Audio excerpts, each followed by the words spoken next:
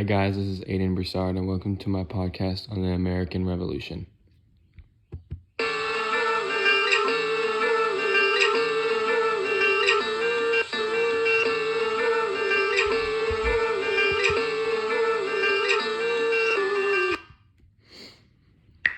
Hi guys, today we're talking about the American Revolution and we're going to be doing that in 7 steps. For the first step, we had the seeds for rebellion. Back in the 1760s, life in the American colonies was getting very, very tense. Imagine this, you're minding your own business and suddenly, boom, the British government slaps a tax on everything from newspapers to playing cards with the Stamp Act of 1765. So basically, things that you would use on a day-to-day basis were being taxed now by a government that you weren't even represented in. People were not happy about paying taxes without having a say in it. Then things escalated in 1770 when the Boston Massacre happened. British soldiers fired into a crowd and killed several colonists. That was like lighting a match in a powder keg of resentment against British rule. Step 2, unity and resistance. Fast forward to 1774 and it's like the colonies hit their breaking point. Representatives from all over gathered for the First Continental Congress to figure out how to deal with Britain's heavy-handedness. Meanwhile, folks were quietly stocking up on muskets and forming militias just in case things got real. And they did, when shots rang out in Lexington and Concord in 1775, marking the start of armed resistance by the colonies. Leaders like Samuel Adams and John Hancock were rallying the troops to stand up for their rights. Step 3, the Declaration of Independence.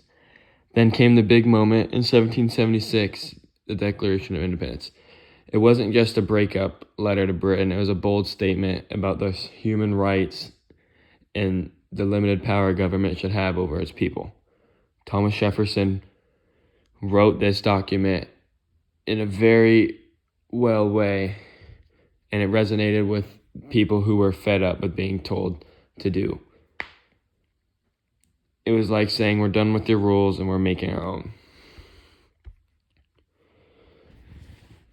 Step 4, the Revolutionary War.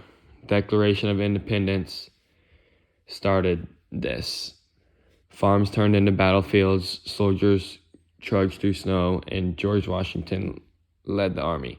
The Revolutionary War wasn't glamorous, it was gritty and tough. Battles like Bunker Hill and Saratoga showed that Americans were not backing down. And when France jumped in after the Battle of Saratoga in 1777, it was a game changer. Their support gave the colonies the upper hand, being it was fought on their home turf, and they now had a supplier of weapons and resources. Step 5, post-war. After the smoke cleared and the British finally admitted defeat, it was time to figure out how to run the new country. Each state had its own ideas about government, so they started drafting state constitutions, testing out what worked and what didn't. This is when they came up with the Articles of Confederation, which they soon realized was too weak as it left too much autonomy for each of the colonies. That's when they called for the big meeting in Philadelphia in 1787, the Constitutional Convention. They hashed out a whole new plan, the U.S. Constitution, setting up a federal government with checks and balances to prevent each other from getting too much power. So step 6, the global impact. The American Revolution wasn't just about America. It sent shockwaves across the world. People in other countries started looking at what was happening to them and saying, if they can do it, why can't we? France especially caught the revolutionary idea after lending a hand to the Americans. This changed the whole game, making it clear that colonies weren't fighting alone, but as a part of a larger movement for freedom and independence. Thank you for watching my podcast.